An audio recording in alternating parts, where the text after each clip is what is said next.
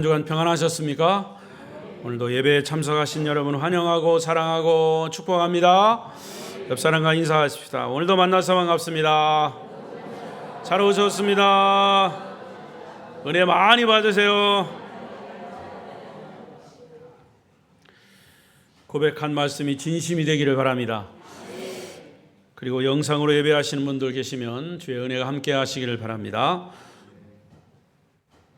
주일 낮에는 창세기서를 계속 설교하고 있습니다. 2024년 시작하면서 창세기를 시작했는데 벌써 10월 달 첫 번째 주일, 계속해서 창세기 지금 24장까지 왔습니다. 오늘 말씀의 주제는 성경이 가르치는 결혼 조건. 시작. 성경이 가르치는 결혼 조건. 나는 결혼했으니까 이제 상관없겠다. 아닙니다. 우리 모든 가정에, 그리스도인들 가정에 꼭 필요한 그런 말씀입니다. 특별히 결혼을 앞두고 있는 여러분 자녀들, 이 말씀을 꼭 기억하십시오. 성경이 결혼의 조건을 무엇으로 가르치고 있는가? 그래서 오늘 말씀은 그리스도인 가정의 결혼에 대한 주제입니다.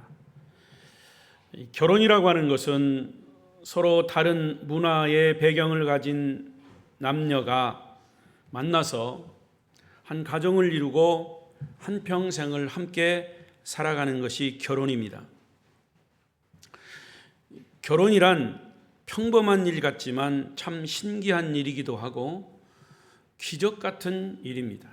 서로 다른 사람이 만나서 한 몸으로 자녀를 탄생시키고 그리고 행복한 가정을 이루어가는 것, 이게 기적이 아닐 수 없습니다. 하나님이 만드신 공동체가 두 개가 있습니다. 첫째는 구약의 에덴 동산에서부터 만드신 가정 공동체, 그리고 신약의 성령 강림에서부터 시작되는 교회 공동체, 이것은 하나님이 만드신 공동체입니다. 하나님이 만드신 것이기 때문에 하나님의 규칙이 있고 하나님의 법이 있습니다. 그래서 가정 공동체도 하나님의 법으로 만들어진 것이기에 그 하나님의 법을 지켜가야 합니다. 왜 가정이 깨져나가느냐? 그 하나님의 법을 지키지 않기 때문에 그런 겁니다. 따라서 결혼은 하나님이 만드신 거룩한 공동체다 하는 사실을 우리 그리스도인들이 먼저 인식하고 성경적 눈을 가지고 이 결혼의 제도를 이해해야 합니다. 그런데 성경에서 벗어난 결혼 생활을 하다 보니까 결혼한 가정들이 파괴되는 경우를 우리는 많이 봅니다. 다는 아니겠지만 일반적으로 요즘도 결혼을 하면 너도 나도 마음에 안 맞으니까 그냥 갈라서 살자, 이런 경우들이 많이 생기고 있습니다. 따라서 남녀가 결혼을 할 때 결혼의 조건은 항상 존재합니다. 결혼의 조건. 특히 우리 그리스도인들은 결혼할 때 그 조건이 얼마나 성경적인가, 하나님 마음에 합당한 결혼인가가 중요한 결혼 조건의 제1순위가 되어야 합니다. 그런데 일반적으로 볼 때 결혼 조건은 시대의 가치관을 반영합니다. 그래서 시대에 따라서 변할 수밖에 없습니다. 자, 예를 들어서 여러분, 우리가 어르신들 결혼할 때, 결혼하면 여자는 뭐라 그랬어요? 출가 외인이다. 여자는 신랑을 따라서 우리의 집을 떠나는 거다. 다시는 친정에 오지 마라 그랬어요. 그래서 친정에 시집간 딸은 시집에서 어떤 행복한 모습을 하든지 구박을 받든지 친정에를 못 갔어요. 그게 그 시대의 가치관입니다. 그런데 요즘 그런 얘기 해보세요. 택도 없습니다. 부부가 싸움하면 쪼르르 친정으로 와서 엄마한테 막 친정엄마한테.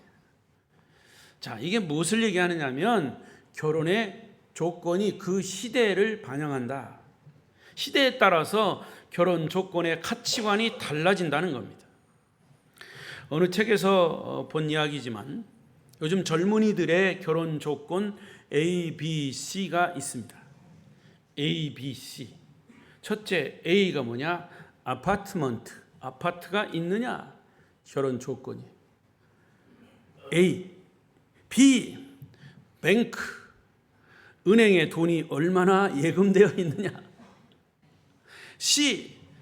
캐시. 현금이 얼마나 있느냐?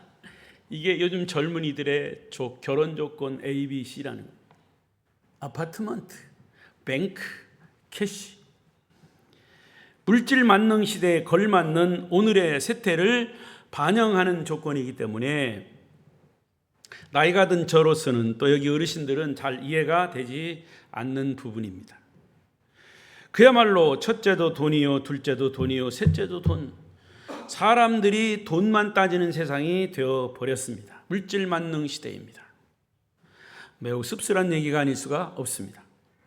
하지만 우리 그리스도인들만이라도 올바른 성경적 결혼 조건의 가치관을 가지고 살아야 할 것입니다. 오늘 본문은 믿음의 조상 아브라함이 자기 종을 파송해서 이삭의 아들, 즉 며느리감을 구하는 과정을 기록하고 있습니다. 왜 이런 부분까지 기록했을까? 저는 묵상하기를 하나님이 결혼은 이런 조건 속에서 이렇게 하는 것이다 라는 것을 아브라함을 통해서 보여준 그런 특별한 것이 아닐까. 이 과정 속에서 아브라함이나 그의 종이 제일 중요시했던 결혼 조건이 바로 우리 그리스도인들이 적용해야 할 결혼 조건이라고 봅니다. 그래서 이 말씀은 이미 결혼을 하신 분들과 포함 그들의 자녀들에게 해당되는 그런 말씀이다 그 말입니다. 왜냐? 이 말씀은 건강한 그리스도인 부부들의 행복한 가정이 되는 필수 조건이기 때문입니다. 자, 그렇다면 오늘 본문에서 성경이 가르치는 결혼 조건 세 가지를 찾아보겠습니다. 먼저 세 가지를 요약하면 첫째는 영적 조건이요, 두 번째는 도덕적 조건이요, 세 번째는 관계적 조건입니다. 자, 그렇다면 먼저 성경이 가르치는 결혼 조건 첫 번째, 남녀 모두가 영적 조건인 하나님의 사람이어야 한다 하는 것입니다. 신앙을 가진 사람들이어야 한다 그 말입니다. 아브라함은 자기 종 엘리에셀에게 며느리를 선택하는 중대한 임무를 맡깁니다. 그런데 그냥 맡기는 것이 아니라 하나님 앞에 서약하고 이렇게 말합니다. 자, 관심 있게 보십시오. 3절 4절입니다. 시작. 내가 너에게 하늘의 하나님 땅의 하나님이신 여호와를 가리켜 맹세하노니 너는 내가 거주하는 이 지방 가나안 족속의 딸 중에서 내 아내들을 위하여 택하지 말고 내 고향 내 족속에게로 가서 내 아들 이삭을 위하여 아내를 택하라. 가나안 족속 가운데 이방인의 족속 가운데에서 신부감을 선택하지 말고 내 고향 내 족속에게 가서 선택하라. 아브라함은 근데 이 말을 그냥 종에게 부탁한 것이 아니에요. 하나님께 맹세하면서 희한한 부분은 2절에 보니까 아주 신중하게 그 종에게 아브라함의 허벅지 밑에 손을 놓고 맹세하라 그랬어요. 특별한 게 아닙니까? 허벅지 밑에, 아브라함 허벅지 밑에. 근데 왜 허벅지 밑에 두고 맹세했냐? 이 허벅지 밑은 생명을 탄생시키는 부분입니다. 그렇다고 아브라함은 자기 주인의 생식기를 붙잡고 하는 건 아니에요. 허벅지 밑에다 하는 것은 생명을 탄생시키는 아주 중요한 부분이기 때문에 생명을 걸고 약속하라, 생명을 걸고 맹세하라 하는 것이에요. 그런데 어떤 약속이었습니까? 믿음 없는 가나안 족속 중에서 신부감을 선택하지 말고 내 백성 가운데 선택하라 그 말이에요. 이 말의 뜻은 믿음을 나누고 공유할 수 있는 사람, 신앙을 후손에게 이어갈 수 있는 하나님의 사람을 우리 며느리감으로 찾으라 하는 뜻입니다. 그런데 여러분, 구약의 율법에는 이 부분을 아주 강하게 강조하는 부분이 있어요. 신명기 7장 3절 4절입니다. 시작. 또 그들과 혼인하지도 말지니 네 딸을 그들의 주지 말 것이요 그들의 딸도 내 며느리로 삼지 말 것은 그가 내 아들을 유혹하여 그가 여호와를 떠나고 다른 신들을 섬기게 하므로 여호와께서 너희에게 진노하사 갑자기 너희를 멸하실 것임이니라. 여기서 그들은 누구냐? 이방인들이. 이스라엘 백성 아닌 이방인들과 혼인하지 말라. 여러분, 아내나 남편, 며느리나 사윗감이 불신자 가정에서 불신앙의 문화를 가지고 들어오면 우리는 이렇게 생각할 수 있습니다. 우리 집안이 기독교 집안이니까 믿지 않는 또 다른 종교를 가진 사윗감, 며느리가 들어오면 믿게 하면 되지, 전도하면 되지. 맞아요. 틀린 말이 아니에요. 그러나 여러분, 결혼은 전도를 위한 것이 되면 안 됩니다. 가능할 수도 있어요. 물론 그런 경우도 있습니다. 그러나 여러분, 그 영적 싸움이, 불신자가 들어와서 거기에서 있을 영적 싸움이 그렇게 호락호락하지는 않습니다.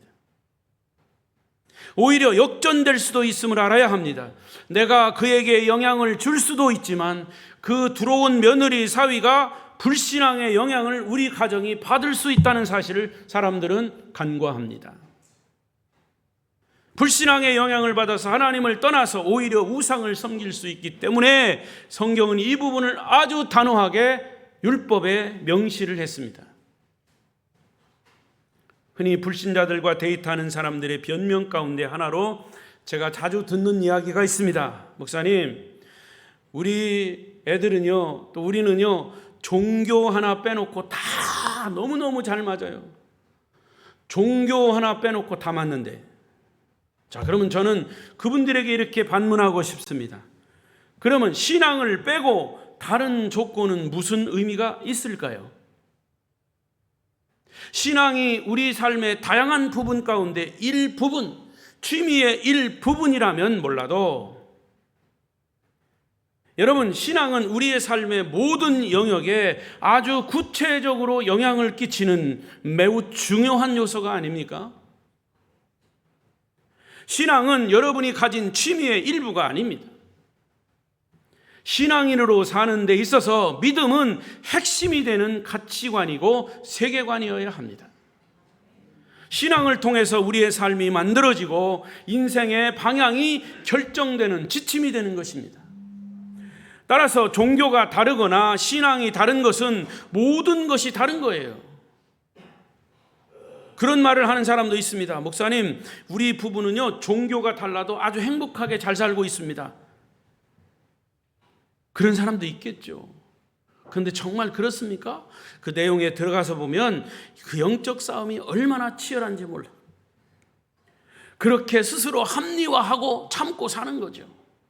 왜냐하면 인간은 하나님이 창조하실 때 생명인 하나님의 영을 불어넣었기 때문에 영혼이 만족하지 않으면 진정한 행복이나 진정한 만족을 느끼지 못하게 되어 있습니다. 저는 종교만 다르고 다른 조건이 다 좋아서 신앙인과 불신앙인과 결혼해서 신앙인이 영적 고통을 많이 겪는 부부를 많이 보아왔어요. 그리고 어떤 부부는 결국 신앙 문제로 이혼하는 경우도 많습니다. 요즘은 허다합니다. 아무리 조건이 좋아도 영적인 것이 부딪히니까 결국에는 그것이 그 가정이 무너지더라고요. 성도 여러분, 꼭 기억하십시오. 결혼의 목적은 전도가 아닙니다.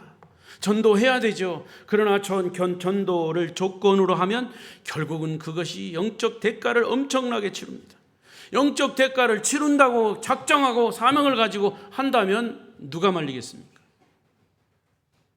결혼은 믿음의 사람들이 믿음을 지키며 함께 같은 방향인 천국을 향해서 함께 삶을 나누며 사는 것입니다. 부부가 믿음이 일치하는 것은 부부 행복을 위한 필수 덕목이라고 할 수 있습니다. 그래서 바울은 고린도 교회 성도들에게 믿지 않는 자와는 멍에도 같이 매지 말라고까지 강조했습니다. 그러나 여러분, 부부가 이제 이런 경우가 있어요. 서로 안 믿는 자로 살다가 한 사람이 전도가 돼서 중간에 한쪽만 믿는 경우가 있어요. 부인이 믿는 경우도 있고 남편이 믿는 경우도 있어요.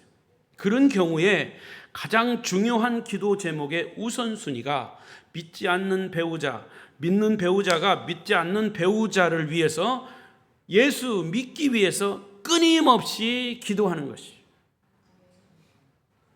믿음을 공유하는 것이 되어야 한다 그 말이에요. 그래서 그 기도는 포기하지 말고 응답될 때까지 드리는 기도 리스트 제1위가 되어야 됩니다. 할렐루야. 여러분, 우리 그리스도인들이 가정의 행복을 추구하는데 가장 중요한 영적인 조건 중에 하나는 함께 사는 부부와 가족이 하나님의 사람들이어야 한다는 것입니다. 그래서 아브라함은 자기 며느리감을 신앙의 사람 가운데서 찾았습니다. 자, 그렇다면 여러분이라면 어떻게 하시겠습니까? 두 번째로, 성경이 가르치는 결혼 조건은 남녀가 모두 도덕적인 조건을 갖추어야 합니다. 또 다른 말로 말하면 윤리적인 조건이라고 할 수 있습니다. 근데 사실은 여러분, 남녀가 가정을 이루어 갈 때 도덕적이고 윤리적인 조건은 가장 기본적인 거예요. 지금 여자 모르게 남자가 다른 여자하고 교제하고 있는데 그 남자하고 결혼할 여자가 어디 있습니까? 도덕적인 기준에서 어긋난 거죠. 그런데 그 남자가 돈이 많아. 돈 때문에 결혼을 했어. 결국에는 그 남자는 바람 피우는, 가정을 이루었어도 바람 피우는 그런 남자로 결국 그 가정은 깨져나간다 그 말이에요. 이게 뭐냐? 도덕적인 기준, 윤리적인 가장 기본적인 기준이라. 요즘은 사람들이 이 도덕적이고 윤리적인 기준을 쉽게 지나쳐버리는 조건이기도 합니다. 그러나 평생을 함께할 동반자는 도덕적으로 건강한 사람이어야 합니다. 인간은 모두 하나님 앞에 죄인입니다. 허물과 연약한 부분이 많은 존재입니다. 그러나 중요한 것은 그 죄를 용서받고 그 죄에서 빠져나와 건강을 회복한 증거가 있어야 됩니다. 그게 거듭난 신앙인 아닙니까? 성경에서 말하는 회개에 합당한 열매를 맺고 있느냐라는 것을 확인해 봐야 합니다. 대개 남녀가 연애를 하거나 혹은 선을 볼 때, 우리 집안이 기독교 집안입니다.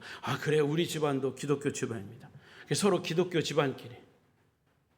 그러면 중요한 것은 기독교 집안도 중요하지만 당신은 이래야 돼요.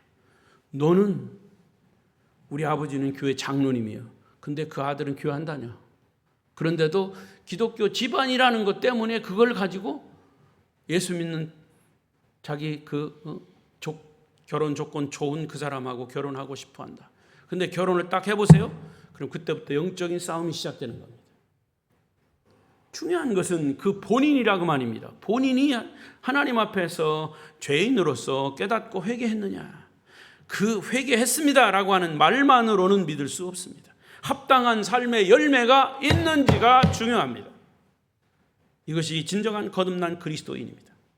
오늘날 우리가 사는 세상은 결혼의 도덕적인 가치가 완전히 무너졌어요. 예를 들면, 잘 들으세요. 결혼 전에 임신을 하면 그전에는 큰 부끄러움으로 여겼어요. 그런데 요즘은 어떻습니까? 결혼 전에 임신하는 것은 오히려 그것이 양가의 부모님들에게 훌륭한 혼수가 된다는 이상한 가치관이 만들어졌어요. 이런 현상은 도덕적 가치관이 무너졌다는 얘기입니다. 그런데도 사람들은 역설적으로 아직도 도덕적 가치에 목말라 있습니다. 잘못돼도 한참 잘못됐습니다. 오늘 본문에 아브라함은 자기 며느리감을 구하면서 중요하게 여기는 부분이 무엇인가를 여러분 유심히 보십시오. 24장 16절입니다. 시작. 그 소녀는 보기에 심히 아리답고 지금까지 남자가 가까이 하지 아니한 처녀더라. 물을 그 물동이에 채워가지고 올라오는지나. 그 소녀는 보기에 심히 아름다웠다. 신부감이 이뻐야 한다는 것은 대부분의 남성들이 갖는 결혼 조건입니다. 기왕이면 다 훔침하죠. 그러나 아브라함은 그것만 보지 않았습니다. 그 다음에 뭡니까? 지금까지 남자를 가까이 하지 아니한 처녀였다. 도덕적으로 건강한 여인이라는 점을 확인하고 있습니다. 왜 이것이 중요합니까? 결혼 전에 자기의 정조를 지키는 믿음의 사람들, 하나님의 사람들로서 거룩과 성결을 지키는 자는 도덕적으로 윤리적으로 건강한 사람들, 이게 성경이 가르치는 조건이에요. 기독교 철학자로서 많은 사람들에게 영적 영향을 끼친 프랜시스 셰퍼 박사님이 있습니다. 그분은 미국의 모든 신학대학교를 다니면서 매우 예언자적인 메시지를 신학대학생들에게 선포했습니다. 그분의 설교 메시지 요점은 이렇습니다. 학생 여러분, 현대인들은 너나 할 것 없이 행복을 최고의 가치로 여기고 있습니다.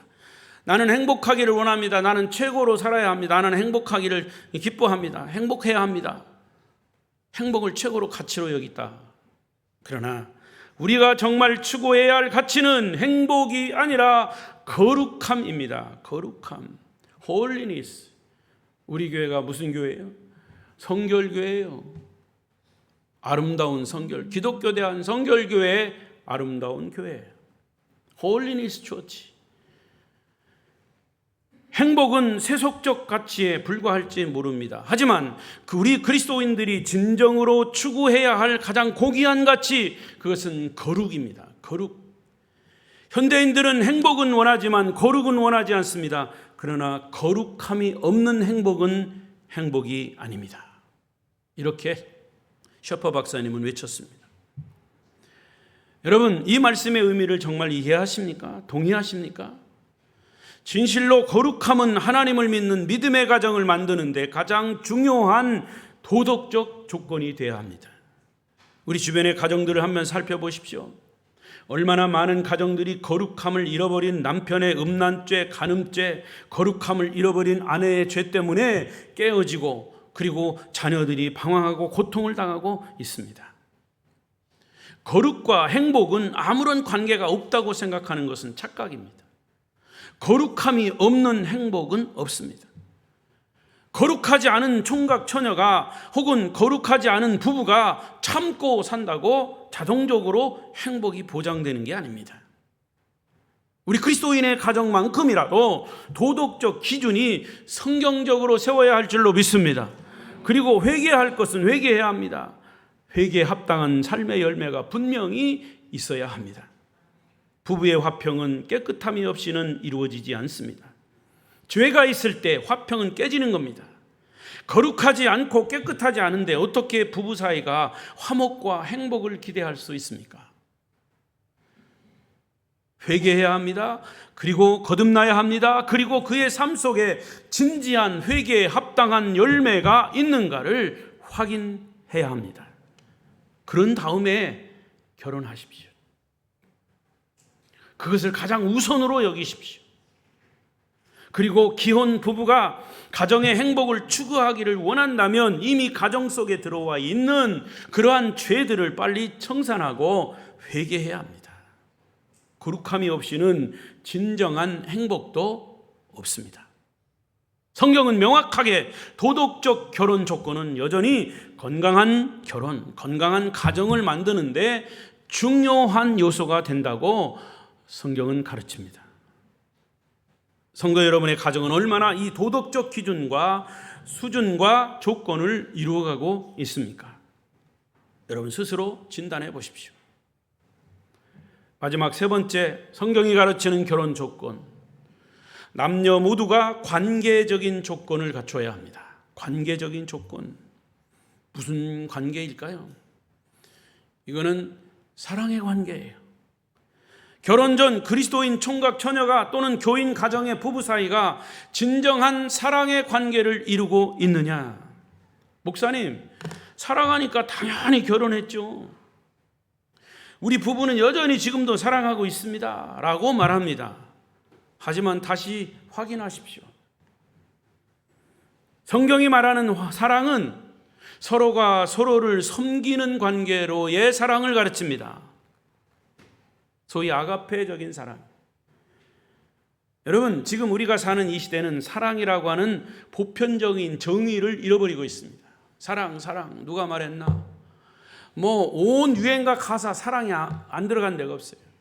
사랑이 빠진 데는 재미가 없어요. 모든 시, 모든 소설, 모든 영화, 연극 다 사랑이 있어요. 자, 그렇다면 그 사랑의 가치가 뭐냐? 이거를 정의를 잘 정리해야 됩니다.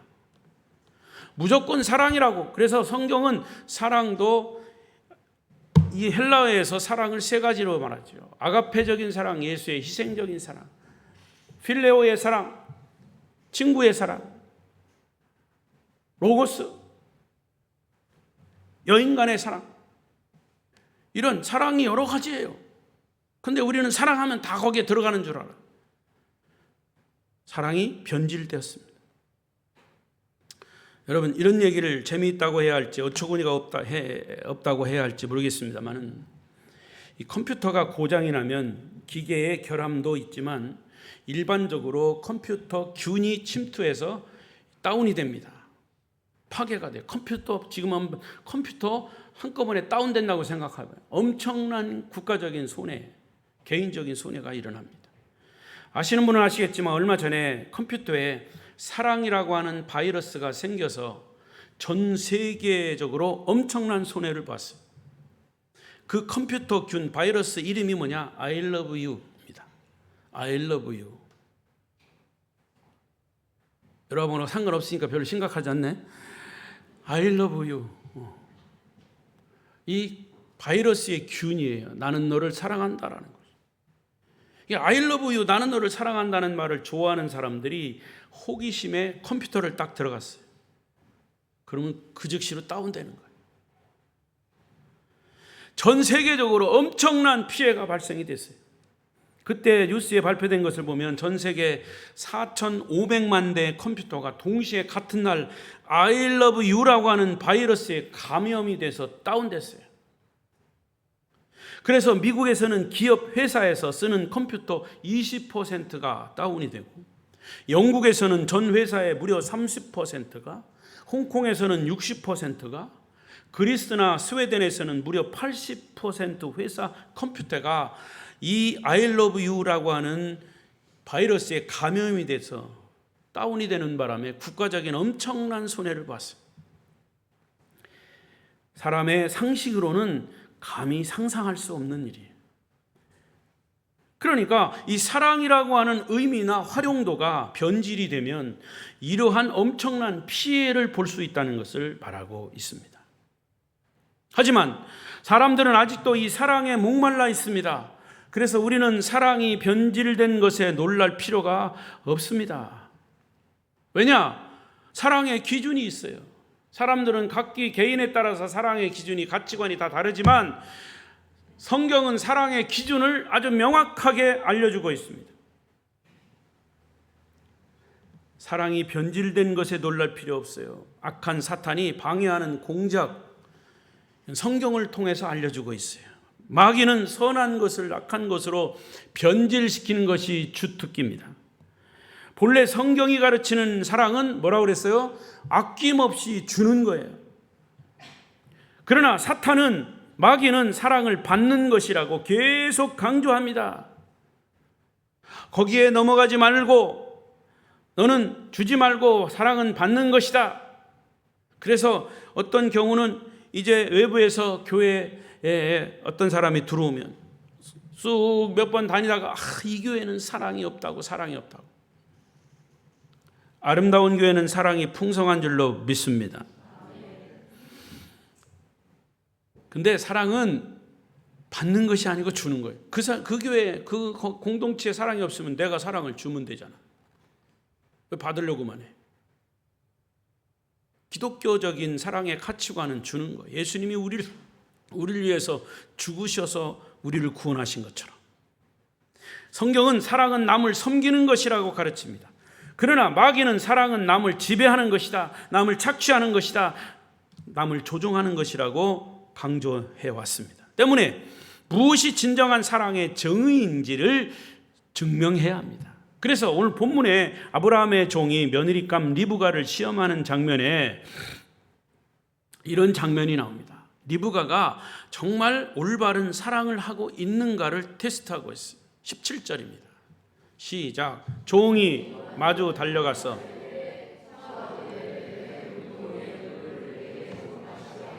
중동에서는요, 모르는 나그네 남성이 처녀에게 물을 달라는 것은 있을 수 없는 일이에요.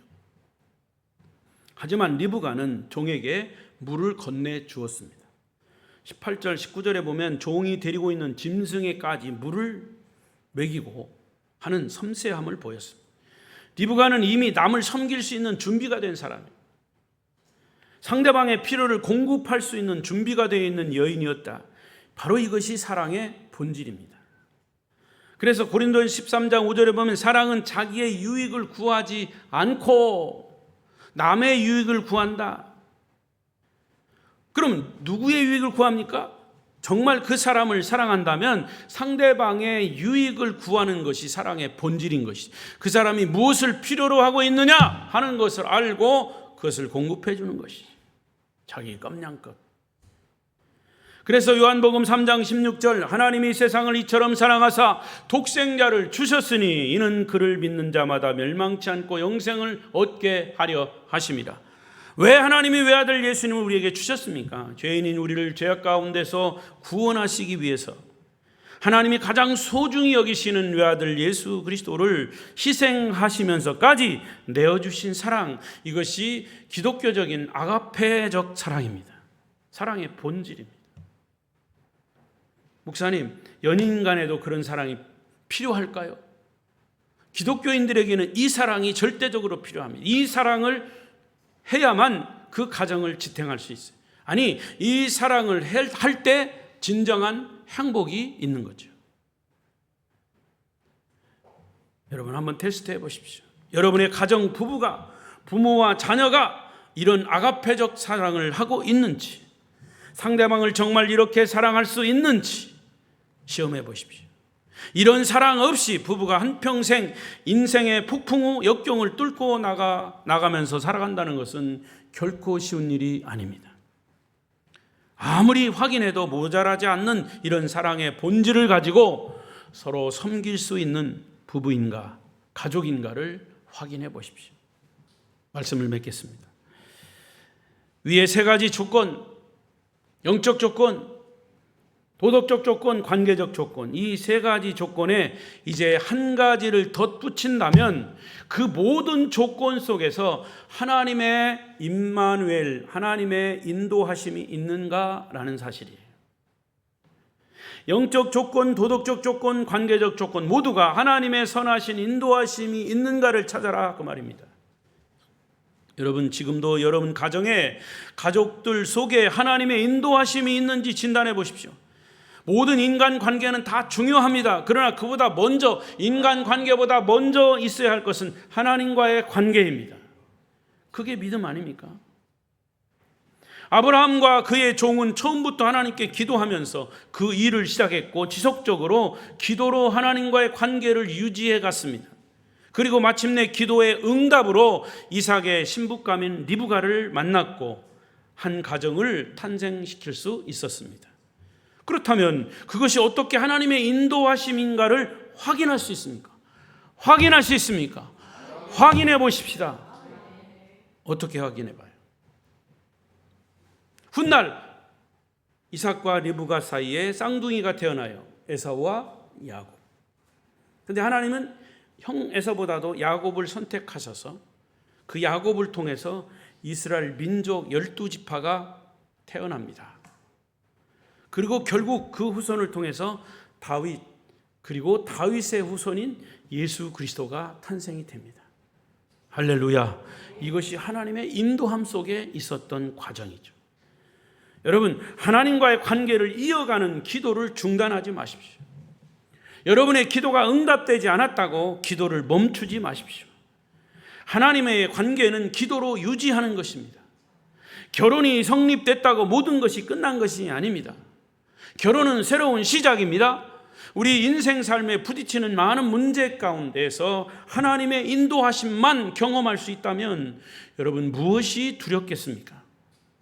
중요한 것은 하나님의 인도하심을 경험하기 위해서 살아계신 하나님 앞에, 창조주 하나님 앞에 끊임없이 엎드려 기도하는 여러분 가정, 부부, 자녀들, 성도들이 되시길 축원합니다. 서양 속담에 기도하는 가족은 함께 머물 수 있다 그랬어요. 시작. 인생에 어떤 폭풍우가 몰려와도 기도할 줄 아는 부부라면 함께 앞으로 전진할 수 있습니다. 그리고 그 가정을 사랑으로 지켜낼 수 있습니다. 그렇다면 아직 결혼을 앞두고 있는 청년들, 미혼자들도 기도하며 교제하십시오. 정말 하나님의 인도하심을 찾아가며 교제하십시오.